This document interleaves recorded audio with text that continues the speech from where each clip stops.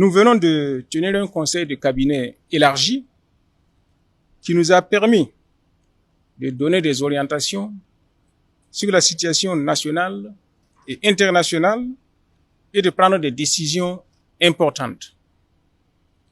Comme vous le savez, le 28 janvier dernier, le Burkina Faso, le Mali et le Niger ont pris la décision historique de se retirer de la communauté économique des États de l'Afrique de l'Ouest, la CEDEAO.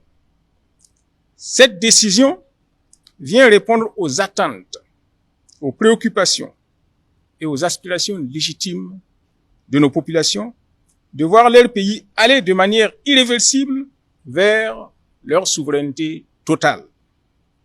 C'est une décision mûrement réfléchie et précédée d'une analyse approfondie du fonctionnement de l'institution et des conséquences éventuelles de la sortie.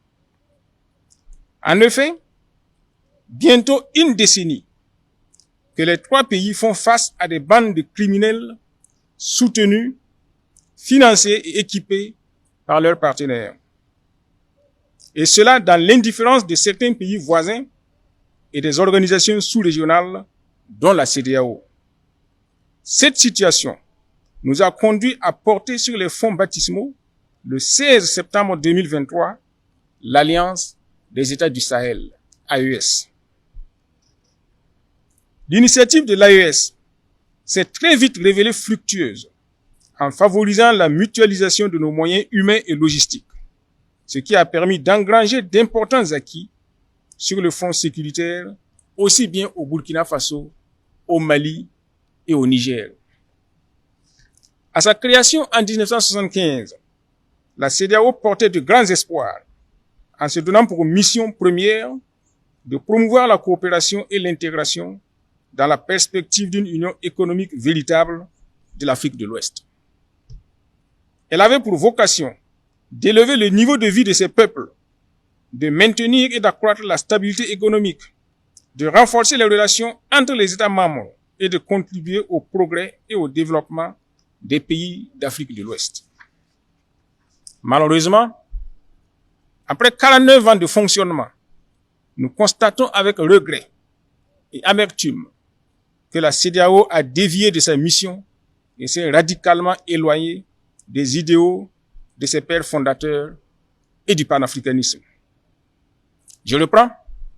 Malheureusement, après 49 ans de fonctionnement, nous constatons avec regret et amertume que la CEDEAO a dévié de sa mission et s'est radicalement éloignée des idéaux de ses pères fondateurs et du panafricanisme. En outre, l'organisation communautaire n'a pas réussi à bâtir cette CEDEAO des peuples, tant espérée par nos populations. Elle s'est transformée en un instrument technocratique qui a fini par s'éloigner des aspirations légitimes des populations de notre espace communautaire. Pour s'en convaincre, nous avons tous noté l'indifférence de la CEDEAO face au massacre de nos vaillantes populations, à la crise humanitaire qui frappe nos concitoyens et aux multiples tentatives de déstabilisation de nos États respectifs.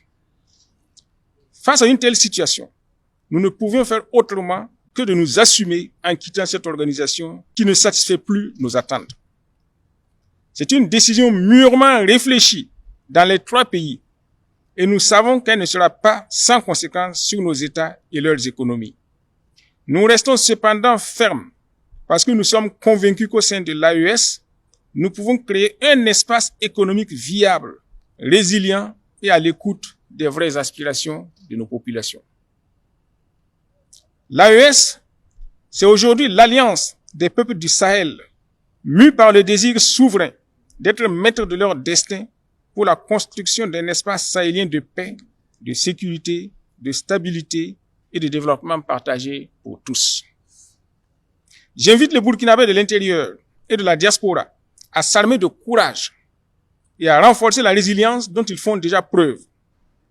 Aucun sacrifice n'est de trop quand il s'agit véritablement de notre souveraineté et de notre liberté.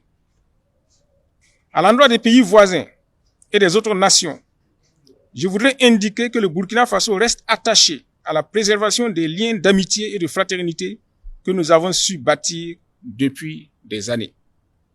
J'invite l'ensemble des Burkinabés à rester mobilisés et engagés, à renforcer la veille citoyenne, à rester déterminés et vigilants face aux velléités d'arrêt de la dynamique enclenchée.